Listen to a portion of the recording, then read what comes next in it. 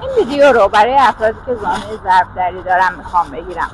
ببینید افرادی که زانوی ضربدری دارن همشون یک سری ویژگی‌های مشخصی دارن. خیلی سخت نیست و شما میتونید در حالی که توی پارک دارید قدم میزنید و پیاده روی میکنید میتونید این مشکل رو برطرف بکنید. اما دقت داشته باشید که این کار نیازمند زمانه و یک دو روزه اینجوری نشده که شما بخواید خیلی سریع برطرفش کنید. باید استمرار داشته باشید و تمرینات رو صحیح انجام بدید. افرادی که زانوی ضربدری دارن قبلا اشاره کردم یک سری ویژگی‌های خاص دارن. اول باید دقت کنید ببینید کف پای شما صاف هست یا خیر. اگر کف پای صاف دارید باید کف‌های سه‌بعدی استفاده کنید و همینطور از تمرینات ویژه کف پای صاف. خب ولی امروز بحث ما در مورد زانوی ضربدری هست. افرادی که زانوی ضربدری دارن معمولاً رانهاشون چرخیده به داخله. یعنی چی؟ لطفاً پای منو بگیر. یعنی اگر شما به این صورت بایستید رانها به داخل چرخیدن و مچ پاهای شما به هم نمیچسبه. یعنی وقتی صاف میشید مچ پاها از هم دیگه فاصله داره و زانوها چسبیده به هم. خب ما به این میگیم چرخش داخلی ران از محل مفصل.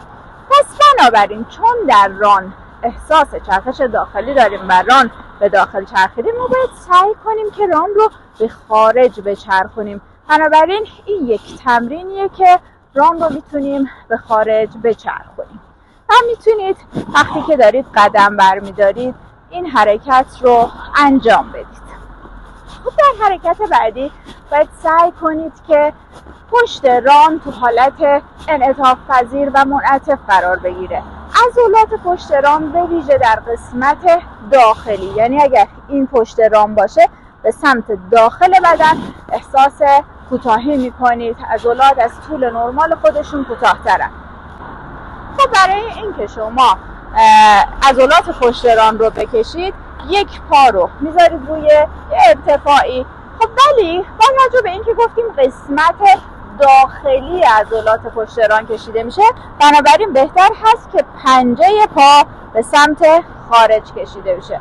خب در این حالت شما وقتی به سمت جلو خم میشید و تو این حالت خودتون رو نگه میدارید عضلات پشت ران در ناحیه داخلی کشیده میشن. خب این دومین تمرین ما هست. تمرین بعدی ما کشش عضلات ساق پاست. یعنی ساق پا در افرادی که دچار زانوی ضربدری هستن دوباره طولش کوتاه‌تر از چیزی که باید باشه هست. خب برای این کار یک پا جلو یک پا عقب و سعی میکنید که زانوی پای جلویی خم بشه به سمت جلو و پای عقبی سعی کنیم که پاشنه رو به روی زمین بچرخونیم. دقت کنید که پاشنه کفشتون کوتاه باشه. الان برای من بلندتره یا اصلا کفش نداشته باشید که بهتر هست. خب حرکت بعدی حرکتیه که هممون میشناسیم، حرکت اسکات که تمام عضلات اندام تحتانی رو تقویت میکنه.